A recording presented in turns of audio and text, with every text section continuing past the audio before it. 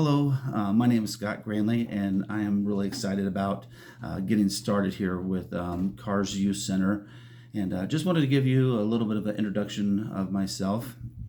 I've been in youth ministry for 34 years, and I've had different types of titles. I've been called youth pastor, youth director, youth leader. Some people just wanted to be like, there's the youth guy, but just had different titles as doing youth ministry. I have seen different levels of youth groups.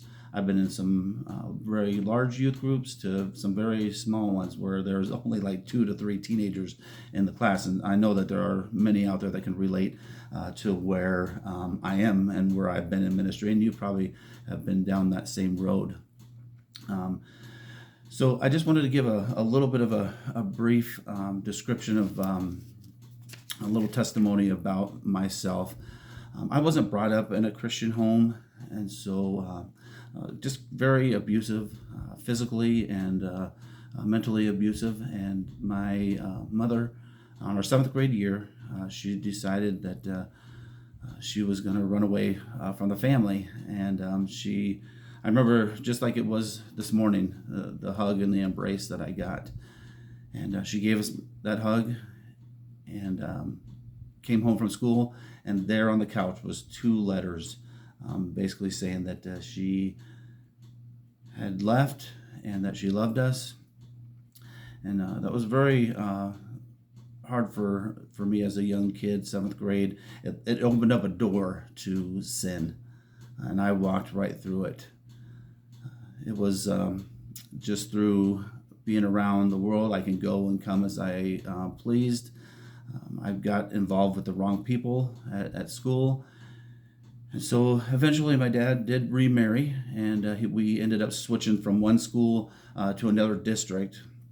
And when I ended up moving to that new school, I went into the school, and I heard a little bit about Jesus. I wasn't sure who he was. So I would walk around the campus. I would be in my classroom, and I would look to the person to the left or right, and I'd be like, "Hey, have you heard anything about this Jesus guy?" Some people would just like avoid me, and they didn't want to really talk to me about it. But there was a teenager that said, "You know what? I know that there's this kid named Robbie Bronze.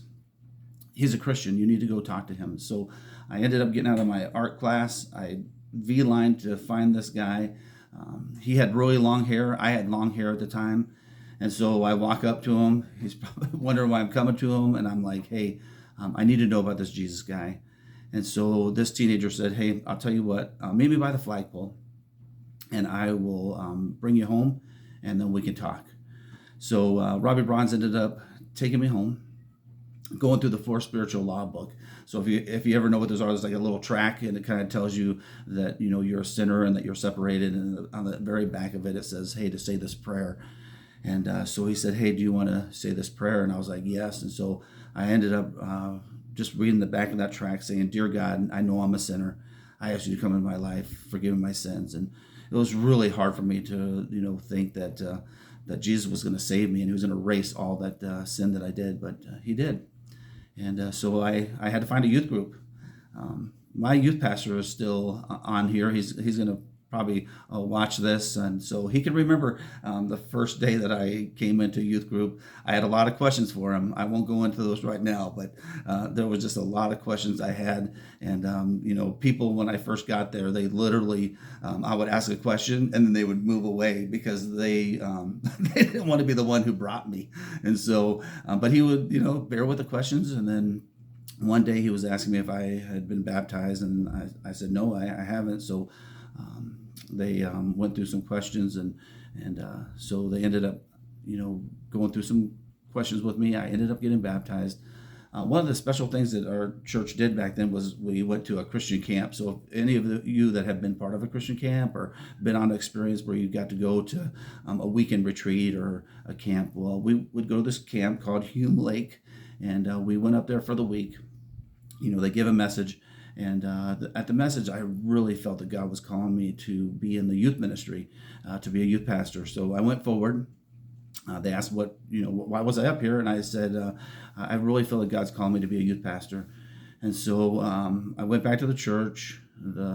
told the youth pastor, and so we had a special day where one Sunday they had me come forward, and the church ended up laying hands on me, praying over me, and then commissioned me, saying, okay, wherever the Lord leads you, we want to be part of this. And so they prayed.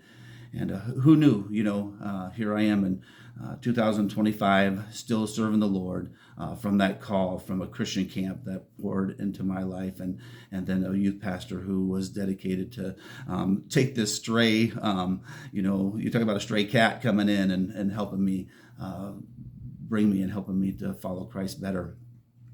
Ended up going into the military. And then from the military, I did go in to school. I went to Tennessee Temple University, where at that point in time, in about the middle of my sophomore year, again, had another call in my life, and that's where Cars Youth Center was created. And the Lord laid on, gave me some details, gave me the name. And so didn't really know when and where I was going to start this. Went and got a 501c3 in Ann Arbor, had a group that we got together and planned out, wrote out, and I'm really thankful to Amy Lang, who really red penned that. I think she ran out of red pen just because of my English, but we were able to write that up. We sent it out, and I got that back in 3 months. And then we ended up moving to Hart, Michigan. This is where my wife grew up. And when we moved back here, I thought maybe God was telling me to begin that again. I kind of started a few things, and I could kind of see where the doors were closing. People didn't know who I was. They knew who my wife was, but the last name Brandley coming into a small town was pretty tough. And so I kind of wrote the IRS and told them that, hey, we're going to shut down cars right now, and just wait for the open door. And I do feel that right now, this is the time that God has told me that it's time to open up cars. And to hear that was a great, it's been a long time. So I was really excited, like, Lord, you really want me to start this now? And I feel like he said, yep, now is the time. And so I just really have learned a lot in the waiting. And so the first phase that I would like to go through is that we want to start a youth network here called Driven, Oceana County Youth Network.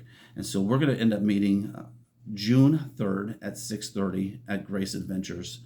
We're going to just have a time where we can sit with youth pastors and leaders, moms, dads who are just kind of stepping into the role. And then, what do I do? Where do I go? What activities do I do? We do the volleyball, we go bowling, and we've hit all of our activities that we can think of. And what curriculum do I do? What do I teach? What is really out there? And so we have youth pastors from various stages of life. Some are just starting out, some have been in youth ministry like me for 34 years.